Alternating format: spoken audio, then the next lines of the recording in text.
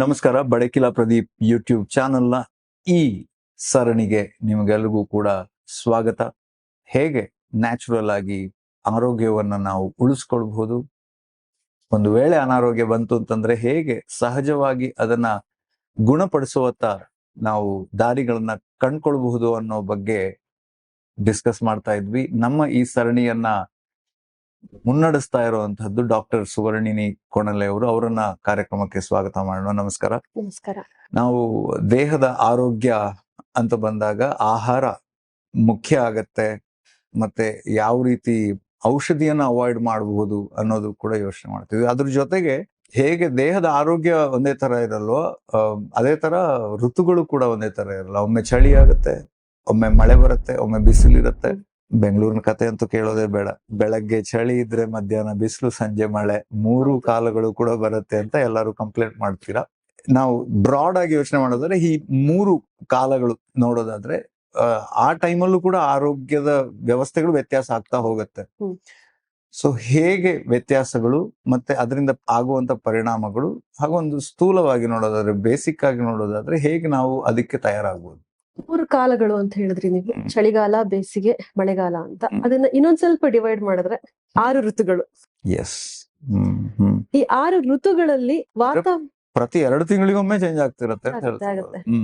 ಆ 2 ಋತುಗಳಿಗೆ ಒಂದ್ಸಲ, ಪ್ರತಿ ಋತುವಿಗೆ ಒಂದ್ಸಲ ವಾತಾವರಣದಲ್ಲಿ ಬದಲಾವಣೆ ಆಗ್ತಾ ಹೋಗುತ್ತೆ. ಸೂಕ್ಷ್ಮವಾಗಿ ಗಮನಿಸಿದ್ರೆ ನಮಗೂ ಗೊತ್ತಾಗತ್ತೆ. ಈಗ ನಾವು ಮುಂಚೆ ಒಂದ್ಸಲ ಮಾತಾಡಿದ ಹಾಗೆ ನಾವು ಪ್ರಕೃತಿಯಿಂದ ದೂರ ಬಂದಿರೋದ್ರಿಂದ ನಾವು ಗಮನಿಸ್ತಾ ಇಲ್ಲ ಅಷ್ಟೇ. ಹೇಗೆ ನಾವು ಇಲ್ಲಿ ಈಗ ಕೂತ್ಕೊಂಡು ಮಾತಾಡ್ತಿದೀವಿ, ಇದು ಕತ್ಲೋ ಬೆಳಕು ಅಂತ ಅನ್ನೋದು ಗೊತ್ತಾಗದೆ ಇರೋ ತರ ಲೈಟಿಂಗ್ ವ್ಯವಸ್ಥೆಗಳು ಮಾಡಿರ್ತೀವಿ. ಆ ತರನೇ ಲೈಫ್ ಸ್ಟೈಲ್ ಅಲ್ಲೂ ಕೂಡ ವ್ಯವಸ್ಥೆಗಳನ್ನ ಮಾಡ್ಕೊಂಡಿದೀವಿ. ಹಗಲು ರಾತ್ರಿಗಳಿಲ್ಲ ನಮಗೆ. ಬೇಸಿಗೆ, ಮಳೆಗಾಲ, ಚಳಿಗಾಲ ವ್ಯತ್ಯಾಸ ಇಲ್ಲ. ನಾವು ಯಾವುದೇ ಕಾಲದಲ್ಲಾದ್ರೂ ಎಸಿ ರೂಮ್ ಅಲ್ಲಿ ಕುತ್ಕೊಂಡು ಕೆಲಸ ಮಾಡಿರ್ತೀವಿ. ಈಗ ಸೆಕೆ ಇದ್ದಾಗ ಸ್ವಲ್ಪ ತಂಪು ಬೇಕು ಅನ್ನೋದು ಸರಿ, ಚಳಿಗಾಲದಲ್ಲೂ ಎಸಿ ರೂಮ್ ಅಲ್ಲೇ ಕುತ್ಕೊಂಡು ಕೆಲಸ ಮಾಡ್ತೀವಿ. ತಂಪಲ್ಲಿ ಟೆಂಪರೇಚರ್ 23, 22. ಫ್ಯಾನ್ ಜೋರಾಗಿ ತಿರುಗದೆ ಅಥವಾ ಎಸಿ ಇಲ್ದೆ ಮಲಗಕ್ಕೆ ಆಗಲ್ಲ ಅನ್ನೋ ತರ ತುಂಬಾ ಜನ ನೋಡಿದೀನಿ ನಾನು. ಸೊ ಹಾಗೆ ಮಾಡಿದ್ರಿಂದ ನಮಗೆ ಗೊತ್ತಾಗ್ತಾ ಇಲ್ಲ ಏನಾಗ್ತಿದೆ, ಆ ಕ್ಷಣದಲ್ಲಿ ಏನಾಗ್ತಿದೆ ಅಂತ. ನಿರಂತರ ಆತರ ಮಾಡ್ತಾ ಹೋಗಿ ಋತುವಿನಲ್ಲಾಗುವ ಬದಲಾವಣೆಯನ್ನ ಗಮನಿಸದೆ ನಮಗ್ ಬೇಕಾದ ಹಾಗೆ ನಾವು ಬದುಕ್ತಾ ಹೋಗಿ 5 ವರ್ಷ 10 ವರ್ಷ ಹೀಗೆ ಬದುಕ್ತಾ ಕೊನೆಗೆ ಏನೋ ಒಂದಿನ ರೋಗ ಬಂದಿರತ್ತೆ. ಏನೋ ಒಂದು ಆದಾಗ ನಾನ್ ತುಂಬಾ ಚೆನ್ನಾಗಿ ಆಹಾರ ತಗೋತಾ ಇದ್ನಲ್ಲ, ನನ್ನ ಲೈಫ್ ಸ್ಟೈಲ್ ತುಂಬಾ ಚೆನ್ನಾಗಿತ್ತು, ನನಗೆ ಯಾಕೆ ಈ ರೋಗ ಬಂತು? ಯಾವತ್ತೂ ಯಾವುದೇ ಅನಾರೋಗ್ಯ ಅಥವಾ ಈಗ ನಾವು ಡಯಾಬಿಟೀಸ್ ಅಂತೀವಿ, ಇನ್ನೇನೋ ಒಂದಷ್ಟು ಬರುತ್ತಲ್ಲ, ಒಂದು ದಿನದಲ್ಲಿ ಬರೋದೇ ಇಲ್ಲ. ಅದ್ಯಾವುದು ನಿನ್ನೆ ಇರ್ಲಿಲ್ಲ ಇವತ್ತಿದೆ, ನಿನ್ನೆ ಶುಗರ್ ಲೆವೆಲ್ಸ್ ಎಲ್ಲ ಸರಿ ಇತ್ತು, ಇವತ್ತು ಇದ್ದಕ್ಕಿದ್ದಂಗೆ 280 ಆಯ್ತು. ಆಗೋದಿಲ್ಲ ಅದು. ಬರೀ ಆತರ ಆಗ್ಬೇಕು ಅಂದ್ರೆ ಕೈ ಕಾಲು ಮುರಿಬೇಕಷ್ಟೇ. ಆಕ್ಸಿಡೆಂಟ್ ಆಗಿ ಮೂಳೆ ಮುರಿತು ಅಂದ್ರೆ ಆಗ್ಬೋದು ಅಷ್ಟೇ.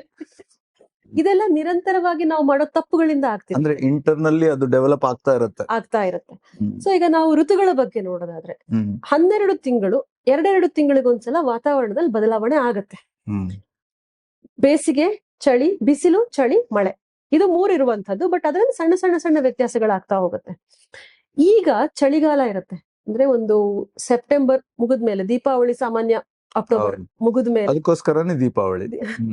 ಚಳಿಗಾಲ ದೀಪಾವಳಿಯಿಂದ ಶಿವರಾತ್ರಿ ತನಕ ಸಾಮಾನ್ಯ ಕತ್ತಲಿನ ಸಮಯ, ಚಳಿಯ ಸಮಯ. ಚಳಿ ಜಾಸ್ತಿ, ಹಗಲು ಕಮ್ಮಿ, ರಾತ್ರಿ ಜಾಸ್ತಿ, ಸೂರ್ಯ ಸ್ವಲ್ಪ ದೂರದಲ್ಲಿರ್ತಾನೆ.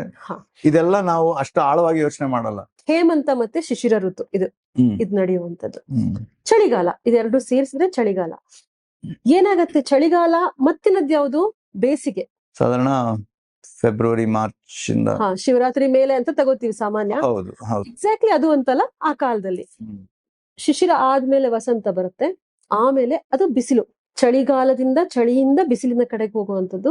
ಆಮೇಲೆ ಬರುವಂತದ್ದು ಗ್ರೀಷ್ಮ ಅಂದ್ರೆ ತುಂಬಾ ಬಿಸಿಲು. ಅದಾದ್ಮೇಲೆ ನೆಕ್ಸ್ಟ್ ಬರುವಂತದ್ದು ಯಾವುದು? ವರ್ಷಾ ಋತು. ಹೆಸರು ಹೇಳಿದಾಗೆ ಮಳೆ.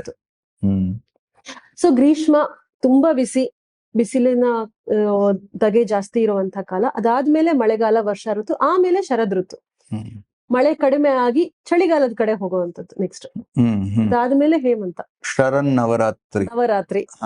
ಆ ಕಾಲದಲ್ಲಿ ಅದರಲ್ಲಿ ನವರಾತ್ರಿ ಬರೋ ಆ ಹಬ್ಬ ಏನ್ ಆಚರಣೆ ಶರತ್ ಋತುವಿನಲ್ಲಿ ಬರೋದ್ರಿಂದ ಅದು. ಹೌದು. ವಸಂತ ಋತುವಿನಲ್ಲಿ ಇನ್ನೊಂದು ನವರಾತ್ರಿ ಬರುತ್ತೆ. 2 ನವರಾತ್ರಿ. ಮೋದಿ ಅವರು ಉಪವಾಸದ ಬಗ್ಗೆ ಕೇಳಿದ್ಮೇಲೆ ಎಲ್ಲರಿಗೂ ಕೂಡ ಅದ್ರ ಬಗ್ಗೆ ಪರಿಚಯ. ಹಾಗೆ ಈ ಒಂದೊಂದು ಕಾಲ ಋತು ಬದಲಾದಾಗ್ಲೂ ವಾತಾವರಣದಲ್ಲಿ ಬದಲಾವಣೆ ಆಗತ್ತೆ. ಹ್ಮ್. ಚಳಿಗಾಲದಲ್ಲಿ ಏನಾಗುತ್ತೆ, ಚಳಿ ಇದೆ ನಮಗದೆಲ್ಲ ಗೊತ್ತಾಗತ್ತೆ. ನಾವು ಶಾಲೆಯಲ್ಲಿ ಕಲಿಯೋದು ಚಳಿಗಾಲದಲ್ಲಿ ಉಣ್ಣೆ ಬಟ್ಟೆಯನ್ನು ಧರಿಸಬೇಕು, ಬೇಸಿಗೆಯಲ್ಲಿ ಹತ್ತಿ ಬಟ್ಟೆ ಧರಿಸಬೇಕು, ಇಷ್ಟೇ ಹೇಳ್ಕೊಟ್ಟಿರ್ತಾರೆ. ಇದಕ್ಕಿಂತ ಜಾಸ್ತಿ ನಮಗ್ ಗೊತ್ತಿಲ್ಲ ಆ ಋತುವಿನಲ್ಲಿ ಏನಾಗುತ್ತೆ. ಚಳಿ ಆಗತ್ತೆ, ಸೆಕೆ ಆಗತ್ತೆ, ಮಳೆಗಾಲದಲ್ಲಿ ಒದ್ದೆ ಆಗ್ತೀವಿ, ಇಷ್ಟೇ. ಆದ್ರೆ ನಮ್ಮ ದೇಹದ ಮೇಲೆ ಹಲವಾರು ಪರಿಣಾಮಗಳನ್ನ ಬೀರುತ್ತೆ. ಮೊದಲನೇದು, ನಾವು ಒಣ ವಾತಾವರಣ. ಚಳಿಗಾಲದಲ್ಲಿ ಚಳಿ ಇರುತ್ತೆ, ಗಾಳಿ ಬೀಸುತ್ತೆ, ಎಲ್ಲ ಹೌದು. ಆದ್ರೆ ಒಣಗ್ಸತ್ತೆ, ಅದು ಸ್ವಲ್ಪ ಡ್ರೈನೆಸ್ ಇರುತ್ತೆ, ಚರ್ಮ ಒಣಗತ್ತೆ, ಬಿರಿಯತ್ತೆ. ಸೊ ಅದಕ್ಕೆ ಏನ್ ಮಾಡ್ಬೇಕು, ಅದನ್ನ ನಾವು ಮಾಡ್ಕೋಬೇಕು. ದೀಪಾವಳಿ ಹಬ್ಬದಲ್ಲಿ ಎಣ್ಣೆ ಸ್ನಾನ ಅಂತ ಒಂದಿರುತ್ತೆ, ಎಲ್ಲಾ ಕಡೆನೂ ಇದೆ ಅದು. ದೀಪಾವಳಿಯಲ್ಲಿ ಎಣ್ಣೆ ಸ್ನಾನ ಯಾಕೆ ಶುರುವಾಗತ್ತೆ, ವರ್ಷ ಪೂರ್ತಿ ಮಾಡ್ಬೇಕು, ಕೊನೆ ಪಕ್ಷ ಚಳಿಗಾಲದಲ್ಲಾದ್ರೂ ಮಾಡಿ. ಅದು ಸಿಂಬಾಲಿಕ್ ಆಗಿ ಆ ದಿನ ಅವಾಗಾದ್ರೂ ಶುರು ಮಾಡ್ಕೊಳ್ಳಿ. ದೀಪಾವಳಿಯಲ್ಲಿ ಇಡೀ ಚಳಿಗಾಲದಲ್ಲಿ ಮಾಡ್ಲೇಬೇಕು. ಮಾಯಿಶ್ಚರೈಸರ್ಸ್ ಹಾಕೋದು, ಅದಕ್ಕಿಂತ ಎಣ್ಣೆ ಹಚ್ಕೊಳ್ಳೋದು ಬೆಟರ್. ತುಂಬಾ ಕಡೆಗಳು ಜಿಡ್ಡು ಕಿರಿಕಿರಿ ಆಗಲ್ಲ. ಆಕ್ಚುಲಿ ರೂಢಿ ಮಾಡ್ಕೊಂಡ್ಬಿಟ್ರೆ ನಮಗದು ಮೈಂಡ್ ಅಲ್ಲಿ ಕೂತ್ಕೊಂಡ್ಬಿಟ್ಟಿದೆ, ಎಣ್ಣೆ ಅಂದ್ರೆ ಹಾಗೆ ಅಂತ. ನೀವು ಸ್ನಾನ ಮಾಡ್ಕೊಂಡ್ ಬಂದು ಮಾಯಿಶ್ಚರೈಸರ್ ಹಚ್ಕೋತೀವಿ ನಾವು. ಅಭ್ಯಂಗ ಹಾಗಲ್ಲ. ಎಣ್ಣೆ ಹಚ್ಚುವಂತದ್ದು ಮೊದಲು ಎಣ್ಣೆ ಹಚ್ಕೊಳ್ಬೇಕು. ದೇಹ ಸಾಕಷ್ಟು ಎಣ್ಣೆಯನ್ನ ಹೀರ್ಕೊಂಡು ಚರ್ಮಕ್ಕೆ ಬೇಕು 10-20 ನಿಮಿಷ ಇಟ್ಕೊಳ್ಬೇಕು. ಅರ್ಧ ಗಂಟೆ, ಮಿನಿಮಮ್ ಒಂದು 20 ನಿಮಿಷ ಅಂತ ಹೇಳ್ತಾರೆ. 20 ನಿಮಿಷ ಇಟ್ಕೊಳ್ಬೇಕು. ಬಿಟ್ರೆ ಏನ್ ತೊಂದ್ರೆ ಇಲ್ಲ, ಅರ್ಧ ಮುಕ್ಕಾಲ್ ಗಂಟೆ. ಆಮೇಲೆ ಸ್ನಾನ ಸಾಕಾಗತ್ತೆ ಅಷ್ಟು. ಮತ್ತಿನ್ನೊಂದು, ನಾವು ಈಗ ಬಳಸ್ತಾ ಇರುವಂತ ಸೋಪು ಯಾವ್ಯಾವ್ದು ಬಳಸ್ತೀವಿ, ಚರ್ಮದ ಮೇಲಿನ ಜಿಡ್ಡಿನಾಂಶವನ್ನ ತೆಗೆಯುವಂತದ್ದು ಅದೆಲ್ಲವೂ. ಅದೇನ್ ಮಾಡುತ್ತೆ, ಡ್ರೈ ಮಾಡ್ತಾ ಹೋಗುತ್ತೆ ಚರ್ಮವನ್ನ. ನ್ಯಾಚುರಲ್ ಆಗಿ ನಮ್ಮ ಚರ್ಮದಲ್ಲಿ ಎಣ್ಣೆ ಅಂಶ ಇರುತ್ತೆ, ನಮ್ಮ ಚರ್ಮ ಪ್ರೊಡ್ಯೂಸ್ ಮಾಡತ್ತೆ. ಈಗ ಒಂದಿನ ಸ್ನಾನ, ಡ್ರೈ ಸ್ಕಿನ್, ಆಯಿಲಿ ಸ್ಕಿನ್ ಅಂತ ವ್ಯತ್ಯಾಸಗಳಂತೂ ಹೇಗಿದ್ರು ಇದ್ದೇ ಇರುತ್ತೆ. ಎಕ್ಸೆಸಿವ್ ಆಗಿ ಸೆಬೇಷಿಯಸ್ ಸೆಕ್ರೇಷನ್ಸ್ ಅಂತ ಹೇಳ್ತೀವಿ ನಾವು. ಆ ಎಣ್ಣೆಯ ಅಂಶ ಚರ್ಮದಿಂದ ಬಂದ್ರೆ ಅವಾಗ ಜಾಸ್ತಿ ಆಯಿಲಿ ಸ್ಕಿನ್ ಅಂತ. ಅವತ್ತು ಕಡಿಮೆ ಇರುತ್ತೆ, ಅವಾಗ ಡ್ರೈ ಸ್ಕಿನ್ ಆಗುತ್ತೆ. ಅಂದ್ರೆ ಒಂದು ಈ ಮೇಲಿನ ಲೇಯರ್ ಒಳಗಡೆ ಇರೋದೇ ಫ್ಯಾಟ್, ಅಂದ್ರೆ ಅದಿದೆ, ಫ್ಯಾಟ್ ಇದ್ದೇ ಇದೆ. ಚರ್ಮದ ಅಡಿಯಲ್ಲಿ ಫ್ಯಾಟ್ ಇದ್ದೇ ಇರುತ್ತೆ. ಅದ್ರ ಜೊತೆಗೆ ಚರ್ಮದಲ್ಲಿ ಈ ಬೆವರಿನ ಗ್ರಂಥಿ ಇರುತ್ತಲ್ಲ, ಅದೇ ತರ ಈ ಎಣ್ಣೆಯಂತ ಅಂಶವನ್ನ ಮಾಡುತ್ತೆ ನಮ್ಮ ಚರ್ಮ. ಅದು ಬೇಕು, ಒಂದು ಲೇಯರ್ ಆಫ್ ಪ್ರೊಟೆಕ್ಷನ್. ನಾವೀಗ ಸ್ನಾನ ಮಾಡಿ ಬೆಳಗ್ಗೆ ಸ್ನಾನ ಮಾಡ್ತೀವಿ, ಸಂಜೆ ಹೊತ್ತಿಗೆ ನಾವು ಮುಟ್ಕೊಂಡ್ರೆ ಒಂಥರ ಎಣ್ಣೆ ತರ ಜಿಡ್ಡು ಮುಖದಲ್ಲಿ, ಕೈಯಲ್ಲಿ ಫೀಲ್ ಆಗುತ್ತೆ, ಜಾಸ್ತಿ ಮುಖದಲ್ಲಿ ಫೀಲ್ ಆಗುತ್ತೆ, ಮುಖ ತಲೆಯಲ್ಲಿ. ನಮ್ಮ ದೇಹ ಪ್ರೊಡ್ಯೂಸ್ ಮಾಡುತ್ತೆ, ಯಾಕಂದ್ರೆ ಬೇಕು ಚರ್ಮಕ್ಕೆ, ಡ್ರೈ ಆಗಿರ್ಬಾರ್ದು ಆತರ ಅಂತ. ಆದ್ರೆ ನಾವೇನ್ ಮಾಡ್ತೀವಿ, ಎಣ್ಣೆ ಹಚ್ಕೊಳ್ಳೋದೇ ಇಲ್ಲ ಫಸ್ಟ್ ಆಫ್ ಆಲ್. ಅಷ್ಟ್ರ ಮೇಲೆ ಸಾಬೂನುಗಳನ್ನ ಬಳಸಿ ಇನ್ನೂ ಡ್ರೈ ಮಾಡ್ಕೋತಾ ಹೋಗ್ತೀವಿ. ಚಳಿಗಾಲದಲ್ಲಿ ಎಣ್ಣೆ ಹಚ್ಚಲೇಬೇಕು. ಪ್ರಿಫರೇಬಲ್ ಏನು ಅಂದ್ರೆ, ಎಣ್ಣೆ ಹಚ್ಚಿದ್ಮೇಲೆ ಕಡ್ಲೆ ಹಿಟ್ಟಲ್ಲಿ ಏನೋ ಸ್ನಾನ ಮಾಡಿದ್ರೆ ಒಳ್ಳೇದು, ಸೀಗೆಕಾಯೋ ಏನೋ. ಸೋಪ್ ಬೇಡ ಅಂತ ಬಳಸೋದಾದ್ರೂ ಜಾಸ್ತಿ ಡ್ರೈ ಮಾಡುವಂತ ಸೋಪ್ ಬಳಸಬಾರ್ದು, ಎಸ್ಪೆಷಲಿ ಚಳಿಗಾಲದಲ್ಲಿ. ಫ್ಯಾಟಿನ ಸೋಪ್ನಲ್ಲೂ ಬೇರೆ ಬೇರೆ ತರ ಇದೆ, ಫ್ಯಾಟಿನ ಅಂಶ ಹೆಚ್ಚಿರುವಂತದ್ದು, ಕಡಿಮೆ ಇರುವಂತದ್ದು, ಇಂಥದ್ದೆಲ್ಲ ತಗೊಳ್ಬೇಕು. ಹೌದು, ಟೋಟಲ್ ಫ್ಯಾಟ್ ಕಂಟೆಂಟ್ ಎಷ್ಟಿದೆ ಅಂತ ಅದ್ರಲ್ಲಿ ಇರುತ್ತೆ. TFC ಅದು 75%, 75 78 ಗಿಂತ ಜಾಸ್ತಿ ಇರ್ಬೇಕು ಅಂತ. ಇಲ್ಲದ್ರೆ ಸ್ಕಿನ್ನಿಗೂ ತುಂಬಾ ಹಾರ್ಶ್, ತುಂಬಾ. ಹೌದು, ತುಂಬಾ ಡ್ರೈ ಮಾಡುತ್ತೆ. ನಮಗ್ ನೋಡುವಾಗ ಗೊತ್ತಾಗಲ್ಲ, ಕೆಲವೊಂದು ತುಂಬಾ ಸೂಕ್ಷ್ಮವಾಗಿ ಚರ್ಮಕ್ಕೆ ಹಾನಿ ಮಾಡ್ತಾ ಇರತ್ತೆ ಅವಾಗ ಡ್ರೈ ಆದಾಗ. ಸೊ ಹಾಗೆ ಚಳಿಗಾಲದಲ್ಲಿ ಎಣ್ಣೆ ಹಚ್ಬೇಕು. ದೀಪಾವಳಿಯಿಂದ ಶುರುವಾಗತ್ತೆ, ಕಂಟಿನ್ಯೂಸ್ ಆಗಿ ಮಾಡ್ತಾ ಹೋದ್ರೆ ಒಳ್ಳೇದು. ನೆಕ್ಸ್ಟ್ ಇನ್ನೊಂದು ಎಣ್ಣೆ ಸ್ನಾನ ಬರುತ್ತೆ ಯುಗಾದಿಯಲ್ಲಿ. ನಾವು ವರ್ಷಕ್ಕೆ 2 ಸಲ ಮಾಡೋದು, ಮಧ್ಯದಲ್ಲೆಲ್ಲ ಮಾಡೋದೇ ಇಲ್ಲ ನಾವು. ಪ್ರತಿನಿತ್ಯ ಅಭ್ಯಂಗ ಮಾಡ್ಬೇಕು. ದಿನಚರಿಯಲ್ಲಿ ಹೇಳ್ತಾರೆ ಪ್ರತಿನಿತ್ಯ ಅಭ್ಯಂಗ ಮಾಡ್ಬೇಕು, ಎಣ್ಣೆ ಹಚ್ಕೋಬೇಕು ಹೇಗೆ ಅಂತ. ಯಾಕಂದ್ರೆ ಅಷ್ಟು ಬೇಕು ನಮ್ಮ ದೇಹಕ್ಕೆ. ಅಟ್ಲೀಸ್ಟ್ ವಾರಕ್ಕೊಮ್ಮೆ. ನಾನ್ ಸಾಧಾರಣ ನನ್ನ ಪೇಷಂಟ್ಸಿಗೆ ಅದೇ ಹೇಳೋದು, ದಿನಾ ಸಾಧ್ಯ ಇದೆಯಾ ಮಾಡಿ, ಕೊನೆ ಪಕ್ಷ ವಾರಕ್ಕೊಂದಿನ. ಭಾನುವಾರ ಅಂತೂ ಸಿಗತ್ತೆ, ಏನಿಲ್ಲ, ನಿಮ್ಗೆ ಅರ್ಧ ಗಂಟೆ ಬೇಕು. ಭಾನುವಾರ ಅರ್ಧ ಗಂಟೆ ನಿಮಗೋಸ್ಕರ ನೀವು ಖರ್ಚು ಮಾಡಕ್ಕೆ, ವ್ಯಯ ಮಾಡಕ್ಕೆ ಸಾಧ್ಯ ಇಲ್ವಾ ಅಂತ ನನ್ನ ಪ್ರಶ್ನೆ. ಸೊ ಎಣ್ಣೆ ಹಚ್ಚೋದು ಇಸ್ ವೆರಿ ಇಂಪಾರ್ಟೆಂಟ್. ಚಳಿಗಾಲದಲ್ಲಿ, ಎಲ್ಲಾ ಕಾಲದಲ್ಲೂ ಬೇಕು, ಬಟ್ ಚಳಿಗಾಲದಲ್ಲಿ, ಹೇಮಂತ ಶಿಶಿರ ಈ ಋತುಗಳಲ್ಲಿ ಬೇಕು. ಅದ್ರ ಜೊತೆಗೆ ಅಕ್ಟೋಬರ್ ನಂತರ ಜನವರಿ ಫೆಬ್ರವರಿ ಸೆಕೆ ಶುರುವಾಗೋ ತನಕನೂ ಮಾಡಿದ್ರೆ ಒಳ್ಳೇದು. ಇನ್ನೊಂದೇನು ಮುಖ್ಯವಾಗಿ ಆಗೋದು ಅಂದ್ರೆ ಆಹಾರದ ವ್ಯತ್ಯಾಸ. ನಾವು ವರ್ಷ ಪೂರ್ತಿ ಒಂದೇ ತರದ ಆಹಾರ ತಿನ್ನುವಂಥದ್ದು, ಇಡೀ ವರ್ಷ ಒಂದೇ ಆಹಾರ, ನಮ್ದು ಏನು ವ್ಯತ್ಯಾಸ ಇಲ್ಲ, ಅದೇ ತಿಂತಾ ಇದ್ದೀವಿ. ಆದ್ರೆ ನಮ್ಮ ಜೀರ್ಣ ಶಕ್ತಿಯಲ್ಲಿ ವ್ಯತ್ಯಾಸ ಆಗತ್ತೆ. ಋತು ಬದಲಾದ ಹಾಗೆ ನಮ್ಮ ಜೀರ್ಣ ವ್ಯವಸ್ಥೆಯಲ್ಲೂ ಬದಲಾವಣೆ. ವ್ಯವಸ್ಥೆ ಅಂದ್ರೆ ಜೀರ್ಣ ಶಕ್ತಿ ಹೆಚ್ಚು ಕಮ್ಮಿ ಆಗ್ತಾ ಇರುತ್ತೆ. ಚಳಿಗಾಲದಲ್ಲಿ ಜೀರ್ಣ ಶಕ್ತಿ ಜಾಸ್ತಿ ಇರುತ್ತೆ ನಮಗೆ, ಜಾಸ್ತಿ. ಚಳಿಗಾಲ ಮುಗಿದು ಬೇಸಿಗೆ ಮಳೆಗಾಲದ ಕಡೆ ಹೋಗ್ತಾ, ಅಂದ್ರೆ ಈಗ ವಸಂತ ಋತು ಹೋಗಿ ವರ್ಷ ಋತು ಹೋಗ್ಬೇಕಾದ್ರೆ ಹ್ಮ್. ಆ ಜೀರ್ಣಶಕ್ತಿ ಕಡಿಮೆ ಆಗ್ತಾ ಹೋಗುತ್ತೆ. ಹಾಗಾಗಿ ಚಳಿಗಾಲದಲ್ಲಿ ತಿಂದ ಆಹಾರವನ್ನೇ ನಾವು ಮಳೆಗಾಲದಲ್ಲೂ ತಿಂತಾ ಇದ್ರೆ ಜೀರ್ಣ ಆಗಲ್ಲ ಅಷ್ಟು ಸುಲಭವಾಗಿ. ಮಳೆಗಾಲದಲ್ಲಿ ಜೀರ್ಣ ಕಮ್ಮಿ. ಬೇಸಿಗೆಯ ಕೊನೆ ಮತ್ತೆ ಮಳೆಗಾಲ ಆರಂಭ ಆಗುತ್ತಲ್ಲ ಅಲ್ಲಿ. ಗ್ರೀಷ್ಮ ಅಂದ್ರೆ ಕಾರಣ ನಮ್ಮ ದೇಹದ ಸಾಮರ್ಥ್ಯ ಕಡಿಮೆ ಆಗಿರುತ್ತೆ, ಇಮ್ಯುನಿಟಿ ಕೂಡ ಲೋ ಆಗಿರುತ್ತೆ. ಓವರ್ ಆಲ್ ಎನ್ವಿರಾನ್ಮೆಂಟ್, ಹೌದು, ಓವರ್ ಆಲ್ ಎಲ್ಲವೂ ಕಡಿಮೆ ಆಗಿರುತ್ತೆ. ಹಾಗಾಗಿ ರೋಗಗಳು ಕೂಡ ಆ ಸಮಯದಲ್ಲೇ ಜಾಸ್ತಿ. ನಮಗೆ ಬೇಸಿಗೆ ಬಂತು ಅಂದ್ರೆ ಈಗ ಸ್ವಲ್ಪ ಕಡಿಮೆ ಆಗಿದೆ. ಮುಂಚೆ ಎಲ್ಲ ಸಾಂಕ್ರಾಮಿಕ ರೋಗಗಳು, ಒಂದು ಊರಿಗೆ ಕಾಲೆರಾ ಬರುವಂತದ್ದು, ಇಂಥದ್ದು ಹಲವಾರು ಆ ಸಮಯದಲ್ಲಿ ಜಾಸ್ತಿ. ಚಳಿಗಾಲದಲ್ಲಿ ಅಷ್ಟೊಂದು ರೋಗಗಳು ಸ್ಪ್ರೆಡ್ ಆಗೋದಿಲ್ಲ, ಇಮ್ಯುನಿಟಿ ಜಾಸ್ತಿ ಇರುತ್ತೆ ಆವಾಗ ನಮ್ಮ ರೋಗ ನಿರೋಧಕ ಶಕ್ತಿ. ಒಂದು ಅದೇ ಆಹಾರದಲ್ಲಿ.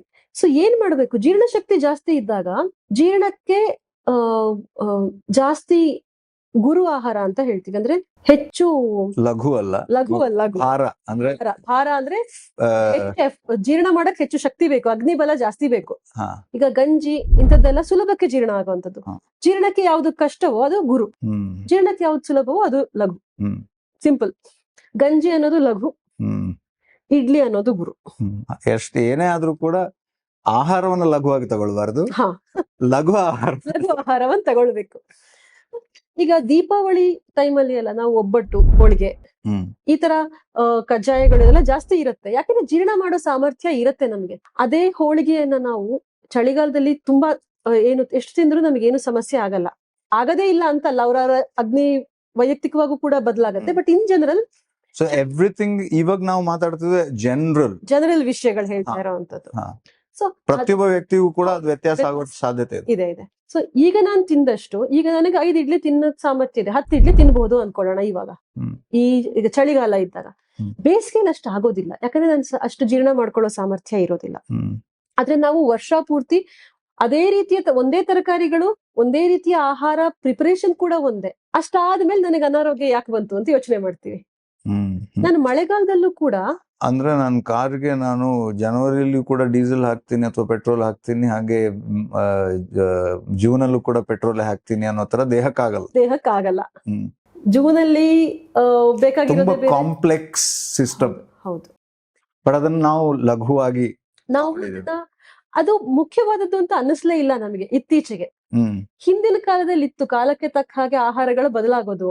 ಸಂಕ್ರಾಂತಿ ಸಮಯದಲ್ಲಿ ಹುಗ್ಗಿ ಅಂತ ಮಾಡೋರು. ಮತ್ತೆ ಅದಕ್ಕೂ ಕೂಡ ಬೇರೆ ಕಾರಣಗಳು ಇತ್ತು ಅನ್ಸುತ್ತೆ. ಅದಕ್ಕೆ ತಕ್ಕ ಹಾಗೆ ಸಹಜವಾಗಿ ಅಲ್ಲಿ ಸಿಕ್ಕ ಆಹಾರನೇ ತಗೊಳ್ತೀವಿ. ಈಗ ಎಲ್ಲಾನು ಕೂಡ ಎಲ್ಲಾ ಸೀಸನ್ ಅಲ್ಲೂ ಸಿಗತ್ತೆ. ನಮಗೆ ಯಾವ ಕಾಲದಲ್ಲಿ ಏನ್ ಬೆಳೆಯುತ್ತೆ ಅಂತಾನೂ ಗೊತ್ತಿಲ್ಲ, ಯಾವ ಪ್ರದೇಶದಲ್ಲಿ ಏನ್ ಬೆಳೆಯುತ್ತೆ ಅಂತಾನೂ ಗೊತ್ತಿಲ್ಲ. ನಾವೀಗ ಬೆಂಗಳೂರಲ್ಲಿ ಕೂತ್ಕೊಂಡು ಎಲ್ಲಾ ಋತುವಿನಲ್ಲೂ ಯಾವುದೋ ದೇಶದಲ್ಲಿ ಬೆಳೆಯುವ ಆಹಾರವನ್ನ ತಿಂತಾ ಇರ್ತೀವಿ. 10 ನಿಮಿಷದಲ್ಲಿ ಸಿಗತ್ತೆ. ಯಾವುದೋ ದೇಶದಲ್ಲಿ ಬೆಳೆಯುವಂತದ್ದು, ಯಾವುದೋ ದೇಶದಲ್ಲಿ ತಯಾರು ಮಾಡುವಂತ ವಿಧಾನದಲ್ಲಿ ಎಸ್, ನಮಗ್ ಹೊಂದತ್ತಾ, ನಮ್ಮ ಋತುವಿಗೆ ಹೊಂದತ್ತಾ? ಒಂದು ನನ್ನ ಪ್ರಕೃತಿಗೆ ಹೊಂದ್ಬೇಕು, ಒಂದು ಹೊರಗಿನ ಪ್ರಕೃತಿಗೂ ಹೊಂದ್ಬೇಕು. ಇದನ್ನ ಗಮನಿಸಲ್ಲ. ಹಾಗಾಗಿ ಚಳಿಗಾಲದಲ್ಲಿ ಎರಡು ಮುಖ್ಯವಾಗಿ, ಚಳಿಗಾಲ ಅಂತಲ್ಲ, ಯಾವುದೇ ಕಾಲದಲ್ಲಾದ್ರೂ ಮುಖ್ಯವಾಗಿ ಒಂದು ಆಹಾರದಲ್ಲಿ ವ್ಯತ್ಯಾಸ ಮಾಡ್ಕೋಬೇಕು. ಇನ್ನೊಂದು ನಿದ್ದೆ. ಚಳಿಗಾಲದಲ್ಲಿ ಸ್ವಲ್ಪ ನಮಗೆ ನಿದ್ದೆ ಕಡಿಮೆ ಕಂಪೇರ್ ಟು ಬೇಸಿಗೆ. ಬೇಸಿಗೆಯಲ್ಲಿ ಜಾಸ್ತಿ ನಿದ್ದೆ ಬರುತ್ತೆ. ಹೌದಾ? ಚಳಿಗಾಲದಲ್ಲಿ ಚಳಿ ಅಂತ ಅನ್ಸೋದು ಬೇರೆ, ಬಟ್ ನಿದ್ದೆಯ ಇದು ಚಳಿಗಾಲದಲ್ಲಿ ಸ್ವಲ್ಪ ಕಡಿಮೆ ನಿದ್ದೆ. ಹೌದು. ಬೇಸಿಗೆಯಲ್ಲಿ ನಮ್ಗೆ ನಾವು ನಿದ್ದೆ ನಾವು ಮಾಡ್ತೀವಿ, ನಾವು ಬಿಟ್ಟು ಎಷ್ಟೊತ್ತಿಗೂ ಮಾಡ್ತೀವಿ. ಹಾಸಿಗೆಗೆ ನೋಕೋದು ಒಂದಿರೋದು ಅಷ್ಟೇ. ನಾವು ಹಗಲು ನಿದ್ದೆ ಮಾಡ್ತೀವಿ. ನಮ್ಗೆ ನಿದ್ದೆಗೂ ಟೈಮ್ ಇಲ್ಲ, ಅದು ಇನ್ನೊಂದೇ ವಿಷಯ, ಅದು ಇನ್ನೊಂದು ಟಾಪಿಕ್. ಈಗ ಬೇಸಿಗೆಯಲ್ಲಿ ನಿದ್ದೆ ಸ್ವಲ್ಪ ಜಾಸ್ತಿ, ಸುಸ್ತು ಜಾಸ್ತಿ ದೇಹಕ್ಕೆ, ದೇಹದ ಸಾಮರ್ಥ್ಯ ಕೂಡ ಕಡಿಮೆ. ಬೇಸಿಗೆ ಮಳೆಗಾಲ, ನಾವು ಏಪ್ರಿಲ್ ಮೇ ಜೂನ್ ಜುಲೈ ಹೊತ್ತಿಗೆ ದೇಹದ ಸಾಮರ್ಥ್ಯ, ಇಮ್ಯುನಿಟಿ ಲೋ ಆದ ಹಾಗೆ ಶ್ರಮವಹಿಸಿ ಮಾಡುವಂತ ಕೆಲಸಗಳು ಕೂಡ ಚಳಿಗಾಲದಲ್ಲಿ ಜಾಸ್ತಿ ಸಾಮರ್ಥ್ಯ ಇರುತ್ತೆ ನಮಗೆ, ಬೇಸಿಗೆ ಹೊತ್ತಿಗೆ ಕಡಿಮೆ. ಅಂದ್ರೆ ಐ ಥಿಂಕ್ ತುಂಬಾ ಕಂಡೀಷನ್ ಸ್ವಲ್ಪ ಹಾರ್ಶ್ ಆಗಿರೋದ್ರಿಂದ ಸುಸ್ತಾಗೋದು ಬೇಗ ಅಂತ ಅನ್ಸುತ್ತೆ. ಎನ್ವೈರನ್ಮೆಂಟ್ ಮೂಲಕ ಒಂದು ಜಾಹೀರಾತು ಬರ್ತಾ ಇತ್ತು, ಯಾವ್ದ್ರದ್ದು ಅಂತ ನೆನಪಿಲ್ಲ. ಅದ್ರಲ್ಲಿ ತೋರಿಸ್ತಾ ಇದ್ರು, ಸೂರ್ಯ ಒಂದು ಸ್ಟ್ರಾ ಹಾಕಿ ನಮ್ ಶಕ್ತಿ ಎಲ್ಲ ಹೀರ್ಕೋತಾ ಇದ್ದಾನೆ ಅಂತ. ಹಾಗೆ ಆಗುತ್ತೆ ಆಕ್ಚುಲಿ, ನಮ್ ಸಾಮರ್ಥ್ಯ ಕಡಿಮೆ ಆಗ್ತಾ ಹೋಗುತ್ತೆ. ಬೇಸಿಗೆ ಬಿಸಿಲು ಏರಿದ ಹಾಗೆ ನೇರವಾಗಿ ವಾತಾವರಣದಲ್ಲಿ ವ್ಯತ್ಯಾಸ ಆಗುತ್ತೆ, ನಮ್ಮ ಸಾಮರ್ಥ್ಯ ಕುಂಠಿತ ಆಗುತ್ತೆ, ಇಮ್ಯುನಿಟಿ ಲೋ ಆಗುತ್ತೆ, ಜೀರ್ಣಶಕ್ತಿ ಕಡಿಮೆ ಆಗುತ್ತೆ.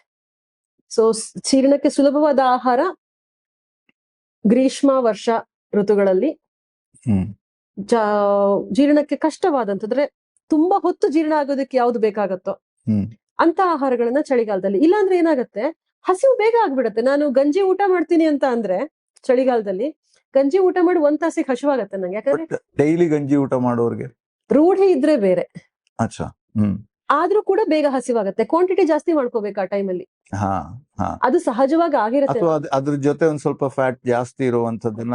ಅದೇ ಇನ್ನೊಂದು ಅಂಶ ನೀವು ಚೆನ್ನಾಗಿ ಹೇಳಿದ್ರಿ, ಫ್ಯಾಟಿನ ಅಂಶ ಕೂಡ ಜಾಸ್ತಿ ಬೇಕು ನಮ್ಗೆ ಚಳಿಗಾಲದಲ್ಲಿ. ಯಾಕಂದ್ರೆ ಹೊರಗಡೆಯಿಂದ ಹೇಗೆ ಎಣ್ಣೆ ಹಚ್ಚಿ ನಾವು ಮಾಡ್ತೀವೋ ದೇಹದ ಒಳಗಡೆನೂ ಬೇಕು ಚಳಿಯನ್ನು ತಡ್ಕೊಳ್ಳೋದಕ್ಕೆ. So fat is very important. ಒಂದು ಬೆಸ್ಟ್ ಪ್ರೊಟೆಕ್ಷನ್ ಲೇಯರ್ ತರ ಅದು. ಬೆಸ್ಟ್ ಥಿಂಗ್ ಇಸ್ ತುಪ್ಪ. ಇಂಟರ್ನಲಿ ದಪ್ಪ ಆಗ್ತೀವಿ. ಅದೇ ನೆಕ್ಸ್ಟ್ ಅಲ್ಲಿ ಇರ್ಲಿ, ಅದೇ ಅದು ಒಂದು ಎಪಿಸೋಡ್ ಅದ್ರದ್ದೇ ಮಾಡ್ಬೇಕು. ತುಪ್ಪ ತಿಂದ್ರೆ ದಪ್ಪ ಆಗುತ್ತೆ, ಅದೇ ಟಾಪಿಕ್ ಒಂದು ಮಿತ್ ಅದಲ್ಲ. ಸೊ ತುಪ್ಪ is the best fat what you can have. ಹಸುವಿನ ತುಪ್ಪ ಪ್ರಿಫರೇಬ್ಲಿ. ಇನ್ನು ನಿಮ್ಮ ಪ್ರದೇಶದಲ್ಲಿ ಯಾವ ಎಣ್ಣೆ ಬಳಸ್ತೀರಾ, ಪಾರಂಪರಿಕವಾಗಿ ನಿಮ್ಮ ಮನೆಯಲ್ಲಿ ಏನ್ ಬಳಸ್ತಾ ಇದ್ದೀರಾ ಅದು.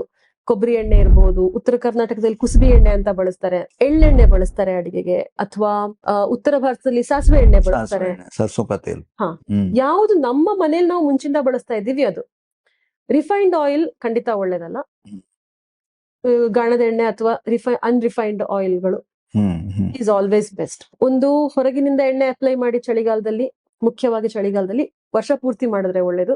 ಇನ್ನು ಆಹಾರ ಚಳಿಗಾಲದಲ್ಲಿ ಹೆಚ್ಚು ಜೀರ್ಣಕ್ಕೆ ಕಷ್ಟವಾದ, ತುಂಬಾ ದೀರ್ಘಕಾಲ ಹೊಟ್ಟೆಯಲ್ಲಿ ಉಳಿಯುವಂತ ಆಹಾರ. ಇಲ್ಲಾಂದ್ರೆ ಆವಾಗ ಹಸಿವಾಗ್ತಾ ಇರುತ್ತೆ, ಹಸಿವಾದಾಗ ಇನ್ನೇನೋ ತಿನ್ಬೇಕು ಅಂತ ಅನ್ಸುತ್ತೆ. ಸೊ ಸರಿಯಾದ ಆಹಾರ, ಬೆಳಿಗ್ಗೆ ಬ್ರೇಕ್ಫಾಸ್ಟ್ ಕ್ವಾಂಟಿಟಿ ಜಾಸ್ತಿ ಮಾಡಿ, ಮಧ್ಯಾಹ್ನ ಲಂಚ್ ಕ್ವಾಂಟಿಟಿ ಜಾಸ್ತಿ ಮಾಡಿ, ಬೇಸಿಗೆ ಬಂದಾಗ ಕಡಿಮೆ ಮಾಡಿ. ಹಸಿವನ್ನು ಅಬ್ಸರ್ವ್ ಮಾಡ್ಕೊಂಡ್ರೆ ಆಯ್ತು. ನನಗೆ ಚಳಿಗಾಲದ ಕಾಲ ನೋಡೋದಕ್ಕಿಂತ ನನ್ನ ಹಸಿವು ಎಷ್ಟಾಗ್ತಿದೆ ಅಂತ ನೋಡ್ಕೊಂಡ್ರೆ ಸುಲಭ ಅದು. ಇನ್ನು ನಿದ್ದೆ, ಬೇಸಿಗೆಯಲ್ಲಿ ಜಾಸ್ತಿ ನಿದ್ದೆ ಬೇಕಾಗತ್ತೆ. ಸಾಮಾನ್ಯವಾಗಿ ಹಗಲು ನಿದ್ದೆ ಮಾಡಬಾರ್ದು, ಆದ್ರೆ ಬೇಸಿಗೆಯಲ್ಲಿ ಗ್ರೀಷ್ಮ ಋತುವಿನಲ್ಲಿ ಸುಸ್ತು ಜಾಸ್ತಿ ಆಗತ್ತೆ, ದೇಹಕ್ಕೆ ಶ್ರಮ, ಸಣ್ಣ ಕೆಲಸ ಮಾಡಿದ್ರು ಸುಸ್ತಾಗತ್ತೆ. ಸೊ ಹಗಲು ಒಂದ್ ಸ್ವಲ್ಪ ನಿದ್ದೆ ಮಾಡ್ಬೋದು, ಮಧ್ಯಾಹ್ನ ಮಾಡ್ಬೋದು. ಹಗಲು ಊಟ ಆದ್ಮೇಲೆ ಸ್ವಲ್ಪ ಹೊತ್ತು ಆದ್ಮೇಲೆ ನಿದ್ದೆ ಮಾಡಬಾರ್ದು.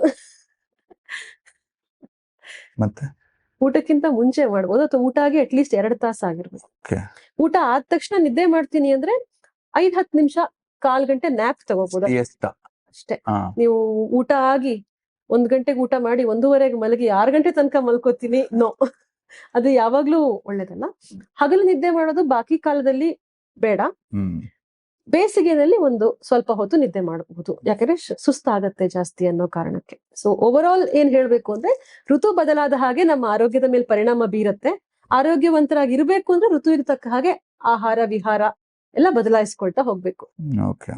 ಋತುವನ್ನ ಗುರುತು ಇಟ್ಕೊಳ್ಳೋದು ತುಂಬಾ ಮುಖ್ಯ ಆಗತ್ತೆ ಅನ್ಸುತ್ತೆ. ಸೊ ಆಕ್ಚುಲಿ ನೋಡೋದಾದ್ರೆ ಪ್ರತಿ ಋತುವಿನ ಬಗ್ಗೆ ಆಗ್ಲಿ ಅಥವಾ ಪ್ರತಿ ಕಾಲದ ಬಗ್ಗೆ ಆಗ್ಲಿ ನಾವು ವಿವರವಾಗಿ ಮಾತಾಡಿದಷ್ಟು ಅದ್ರಲ್ಲಿ ಇನ್ನಷ್ಟು ವಿಚಾರಗಳಿದೆ. ಆದ್ರೆ ಒಂದು ಸ್ಥೂಲವಾದಂತಹ ಒಂದು ಐಡಿಯಾ ಎಲ್ರಿಗೂ ಕೂಡ ಸಿಕ್ತು ಅಂತ ನಾವು ಅಂದ್ಕೊಳ್ತೀವಿ. ಮುಂದಿನ ಸಂಚಿಕೆಯಲ್ಲಿ ಇನ್ನೊಂದು ತುಂಬಾ ಇಂಟ್ರೆಸ್ಟಿಂಗ್ ಆಗಿರುವಂತಹ ಪ್ರಶ್ನೆ ಇದೆ. ಆ ಪ್ರಶ್ನೆ, ಅದಕ್ಕೆ ಉತ್ತರ ಎಲ್ಲವನ್ನು ಹೊತ್ಕೊಂಡು ನಾವು ಬರ್ತೀವಿ. ಆದ್ರೆ ಈ ಸಂಚಿಕೆಯನ್ನ ಇಲ್ಲಿಗೆ ಮುಕ್ತಾಯ ಮಾಡೋಣ. ಧನ್ಯವಾದಗಳು ನಿಮ್ಗೆ.